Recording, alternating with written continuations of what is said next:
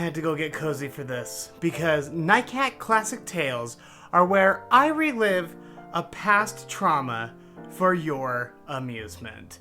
Now, this is a NIGHTCAT Classic Tale that I have told so many times.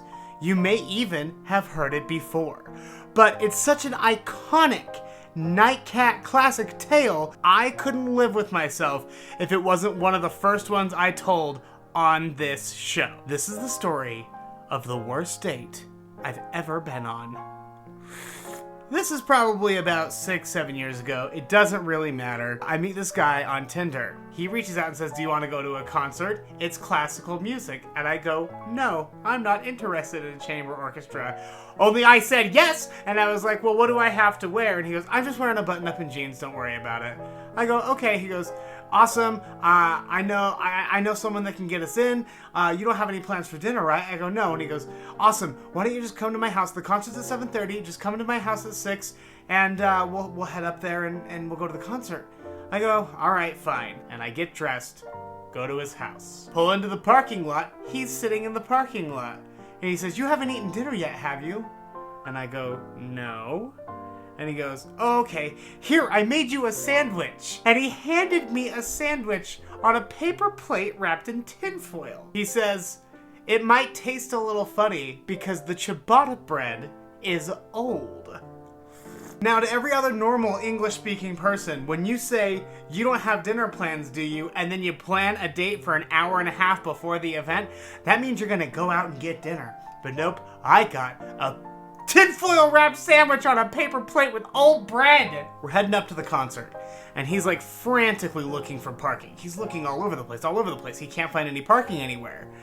And he said, and I go, "Why are you, I thought the concert didn't start till 7:30. And he goes, "It doesn't." I go, "Well, then why are you trying so hard to find a parking space?" He's like, "Well, we have to be there early. We're ushering." Oh yeah, he knows someone who can get us in is code for "We're going to usher and allow everyone else in."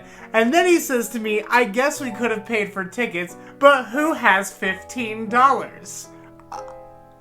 We're ushering, now I have to work, I'm starving, and I have to work for my ticket to a concert I don't want to be at." I'm there, I'm ushering, I'm trying to have a good attitude about it. And remember, he told me specifically to wear a button-up and jeans. I asked him and he said a button-up and jeans. About halfway through our usher shift, the mean little gay who's in charge of all the ushers, the least amount of power anyone has ever had, he's in charge of the ushers at this tiny music venue.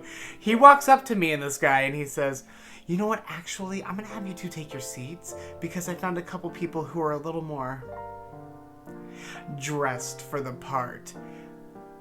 Oh yeah. He looked me up and down and he said he found a couple people who are a little more dressed for ushering. He drives me to his apartment so I can get to my car, and he's encouraging me to come upstairs. And I tell him, "No, thank you. I'm tired." Because I don't want to go up to your crappy apartment and watch some crappy movie, probably on DVD, because who has $10 for Netflix? That is another NIGHTCAT Classic Tale.